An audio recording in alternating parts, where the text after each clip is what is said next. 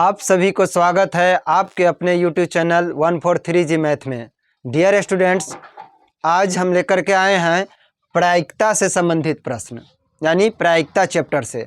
तो यह प्रश्न जो देख रहे हैं ब्लैक बोर्ड पर, यह प्रायिकता चैप्टर से दिया गया प्रश्न है। प्रश्न क्या कहता है?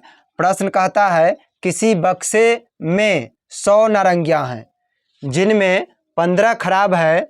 बक्से से एक नारंगी यह दृश्य निकाला गया। इस नारंगी की सही होने की प्रायिकता ज्ञात करें। हमें इस प्रश्न में प्रायिकता ज्ञात करने के लिए कह रहा है। तो प्रायिकता ज्ञात करने के लिए भी हमें सूत्र का प्रयोग करना पड़ता है, यानी हमें सूत्र याद रहना चाहिए। प्रायिकता का सूत्र होता है प्रायिकता बराबर, सूत्र होता है ई के अनुकूल परिणामों की संख्या, ई के अनुकूल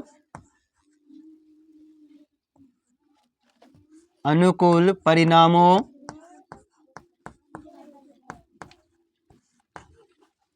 की संख्या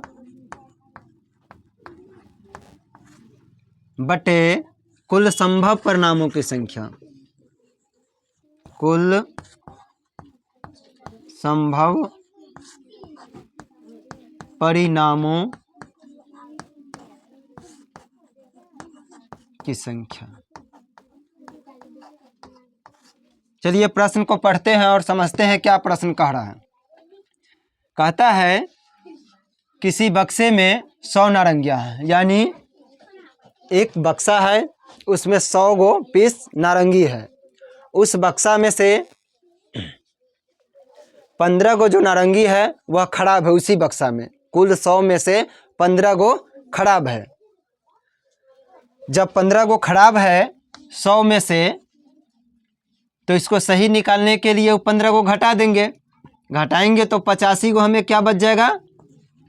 सही। यह 85 जो संख्या निकला, यह सही नारंगी उस बक्सा में है, उसका संख्या निकला।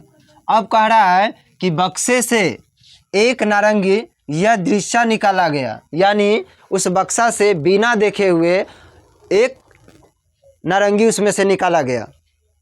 फिर उसमें कह रहा है कि वह जो नारंगी निकाले, क्या उसका प्रायिकता सही होने की था, यानी सही जो एक हमने निकाले एक नारंगी, उस नारंगी वह नारंगी क्या एक जो नारंगी वह निकला वह सही में से निकला। वही प्रायिकता कह रहा है ज्ञात करने के लिए, यानी ये 15 जो खराब था इसमें से नहीं निकला।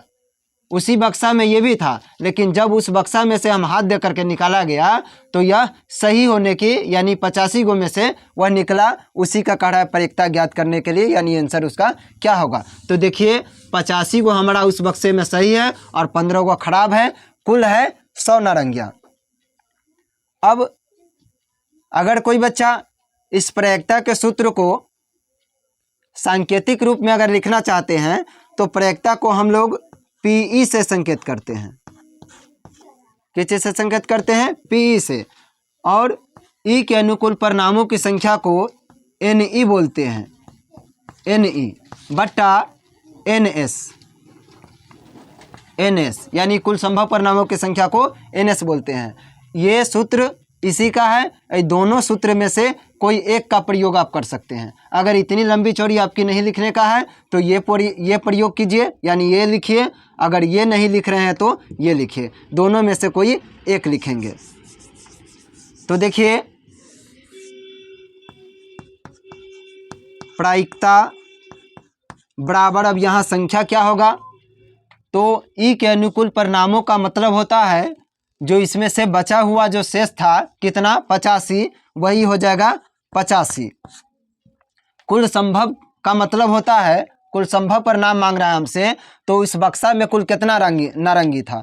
तो कितना था? 100। यानी कुल नीचे डाला जाता है, जो बचता है उसमें से जो पूछा जाता है वह घटा करके ऊपर में लिख देते हैं। तो इसको जब काटेंगे छोटी छोटी संख्या में, काहे कि डायरेक्ट यह 100 से नहीं कट सकता है, तो इसको छोटी छोटी संख्या में काटेंगे। यानी 5 की पहाड़ा से काट रहे हैं, 5 की पहाड़ा से ऊपर में भी काटेंगे और 5 की पहाड़ा से नीचे भी काटेंगे। तो 5 की पहाड़ा से जब 85 को काटेंगे तो यह हो जाएगा 17। फिर इसको काटेंगे तो यह कट जाएगा 5 की पहाड़ा से 20 मरतबे। फिर और इसको काट रहे हैं, अगर 17 को भाग देने जा रहे हैं, इस 20 को भाग देने जा रहे हैं तो 17 किसी संख्या से नहीं कटेगा। 20 कटता है 5 से और 4 से, लेकिन जब 5 से इसको काट रहे हैं तो इसको भी काटना होगा हमको 5 से, लेकिन ऐसी स्थिति में नहीं कटता है। तो हमारा प्रायिकता निकल गया, प्रायिकता बराबर हो जाएगा 17/20, यानी सही होने की प्रायिकता हो गया 20। यही हमारा आंसर हो जाएगा। डियर स्टूडेंट्स, इस प्रायिकता चैप्टर से हर साल कक्षा 10वीं के बोर्ड एग्जाम में पूछा जाता है, इसलिए आप लोग इस प्रायिकता चैप्टर को बहुत ही अच्छी तरह से पढ़िए, अच्छी तरह से सभी सवालों को सॉल्व कीजिए ताकि आपकी परीक्षा का परिणाम अच्छे से हो सके।